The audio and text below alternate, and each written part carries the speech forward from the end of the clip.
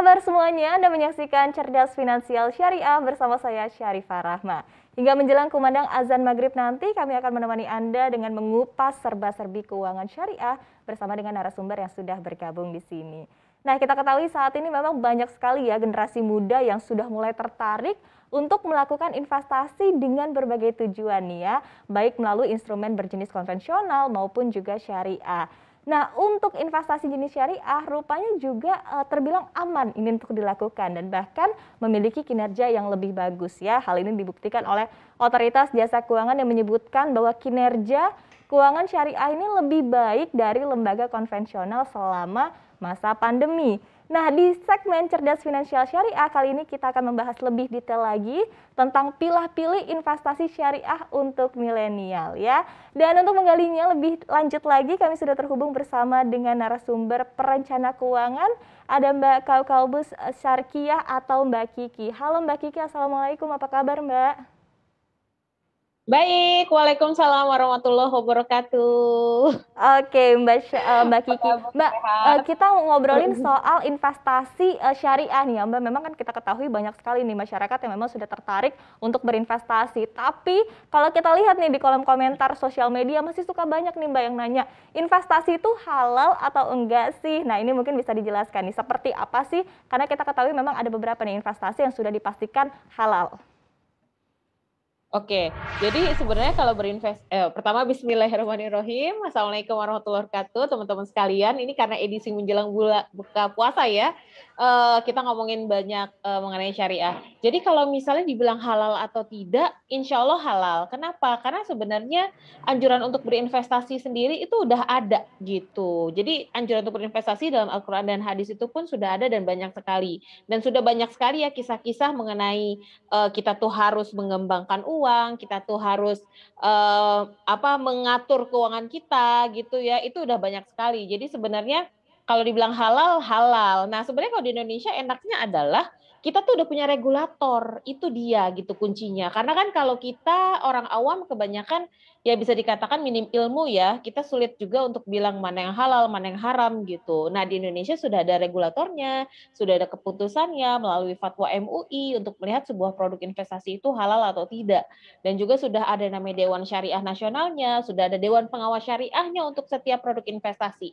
Jadi kalau misalnya kita percaya pada regulator yang ada di negeri ini dan mereka sendiri sudah mengesahkan banyak instrumen sebagai instrumen investasi yang halal, maka ya insya Allah kita yakin ya kalau bahwa berinvestasi ini adalah sesuatu yang dihalalkan gitu. Seperti itu Oke, sih. nah Mbak Kiki, kalau misalnya kita dengar-dengar juga kan ini karena adalah azasnya azas kekeluargaan begitu ya, bukan sesuatu yang riba. Nah, benarkah sebetulnya investasi syariah ini sebetulnya lebih aman dan bahkan lebih minim resiko? Oke, jadi kalau misalnya dibilang lebih aman dan lebih minim resiko sih seharusnya iya ya. Tergantung siapa juga yang mengerjakan nih. Karena kan kalau misalnya kita berinvestasi itu artinya ada orang yang menginvestasikan uangnya dan ada orang yang menggolakkan investasi. Kalau misalnya pakai syariah, sebenarnya enaknya adalah sama-sama terbuka dan akadnya jelas di depan gitu. Jadi ini akadnya apa nih? Apakah akadnya bagi hasil atau apakah akadnya sewa gitu ya?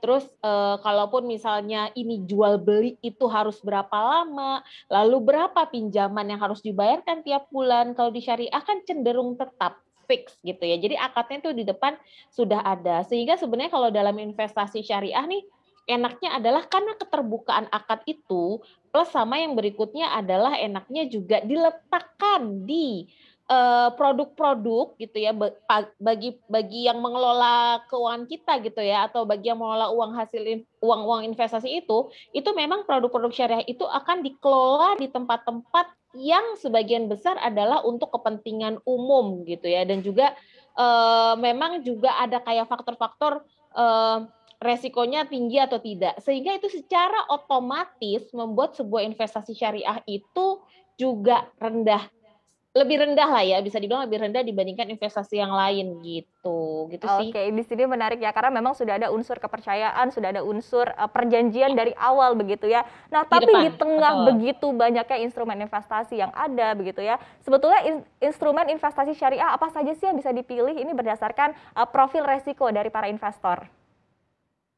Oke, kalau bicara mengenai profil resiko kan sebenarnya kalau dibagi secara umum profil resiko tuh ada 4 jenis orang ya sebenarnya ya kalau secara umum nih simpel aja nih.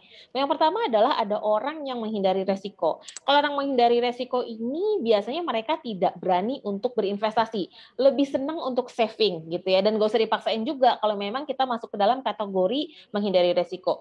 Yang kedua adalah orang-orang yang konservatif. Kalau orang-orang yang konservatif ini cenderungnya adalah mau terhadap resiko, tapi nggak bisa yang lama-lama gitu ya, nggak kuat yang lama-lama. Nah, biasanya kalaupun masuk ke dalam instrumen yang disebut investasi, itu paling bisa masuknya kayak ke sukuk, atau misalnya kayak ke reksadana pun, reksadana pasar uang, atau reksadana pendapatan tetap. Nah, ada juga yang namanya yang di tengah-tengah itu ya, dan juga yang agresif gitu, moderat, sorry, yang tengah-tengah moderat dan juga yang agresif. Kalau moderat dan agresif ini lebih cenderung bisa untuk semua jenis investasi gitu. Mungkin yang paling tanda petik yang paling ekstrim atau yang paling naik turun gitu ya, katakanlah saham gitu. Jadi sebenarnya kalau misalnya dalam syariah itu enaknya adalah sebenarnya pilihannya tidak begitu banyak juga. Terus udah gitu sebenarnya kalau pilihan investasi kita sebagai personal kalau secara produk gitu ya, bukan secara merek nih, secara produk itu sebenarnya juga nggak banyak teman-teman. Gitu. Paling apa sih kalau bicara investasi ya, berarti kan kita ke reksadana, berarti emas aja bukan termasuk investasi sebenarnya, masuknya kan ke hedging. Betul, Terus saving. paling ke saham gitu ya, betul, masuknya ke saving, ke sukuk, paling ke yang seperti itu ya, gitu sih. Jadi nggak Oke. terlalu lebih simpel lah sebenarnya kalau untuk kita tuh para personal finance tuh lebih simpel dibandingkan dengan corporate finance gitu. Oke, Mbak, tapi kalau di tengah kondisi pandemi seperti ini dan juga pandeminya juga masih belum ada tanda-tanda akan segera selesai dalam waktu dekat begitu ya. Kira-kira instrumen investasi syariah apa sih yang paling tepat? Oke, jadi kalau misalnya dibilang instrumen investasi di era pandemi itu yang paling tepat adalah lagi-lagi disesuaikan dengan kondisi atau profil resiko tadi seperti yang kita obrolin. Jadi baliknya lagi ke profil resiko diri kita. Kalau misalnya kita adalah orang yang tadi sampai level moderat lah ya, katakanlah sampai level moderat, maka silakan aja kalau misalnya mau ke saham boleh gitu, tapi mungkin secara prosentase akhirnya tidak begitu banyak gitu ya. Mungkin kayak 10%, 20% itu masih silahkan dengan tujuan keuangannya masing-masing.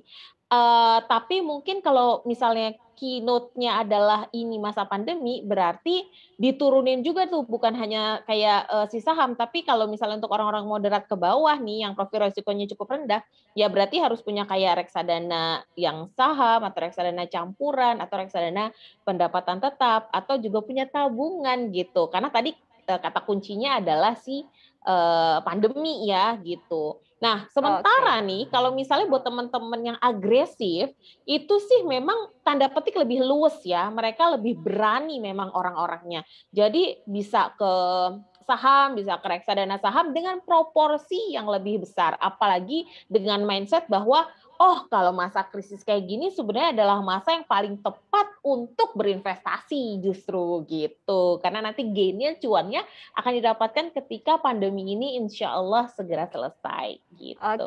Mbak Kiki, yang menarik di sini juga adalah kita ketahui di pasar saham ini juga kan sempat booming ya di masa pandemi ini. Nah, tapi pertanyaannya adalah Iya. ketika kita ingin berinvestasi begitu, tapi non perbankan. Kalau di perbankan kan mungkin sudah ada beberapa yang memang sudah dipastikan ini adalah syariah begitu ya. Tapi kalau misalnya ketika di Ya, sektor-sektor lainnya seperti misal sektor properti, sektor konstruksi dan juga consumer begitu ya.